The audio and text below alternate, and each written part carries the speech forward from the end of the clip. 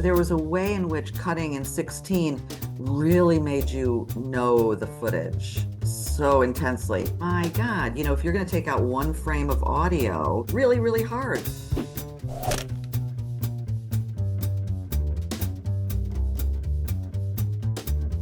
That's one of the interesting aspects for me, having spanned the flatbed world and to the digital world, is, when I was cutting something like hide and seek, I mean, an hour-long film, narrative, documentary mix on the flatbed, more than a year. And my God, if you're going to take out one frame of audio, really, really hard. But good in a certain way because you're always having to look at your footage again.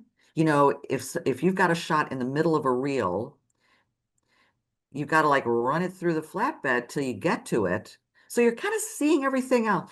And with digital, you just clip, clip, clip, clip, clip. So there was a way in which cutting in 16 really made you know the footage so intensely. Um, and sometimes I find myself, I think of it as cheating, when I'm editing digitally, that I'm just like, oh yeah, clip, clip, clip, clip, instead of looking at all of it. Um, but then again, there are really great ways when you're in Premiere or whatever, DaVinci, whatever you're using, that you can be so flexible. You can just really throw things around and boom, boom, boom, make a million versions.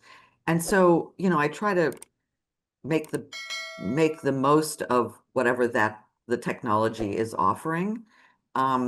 So I'm not like, oh, I wish we were still working in 16. And I also don't decry having worked in 16. I think there is a Right. good in both of them.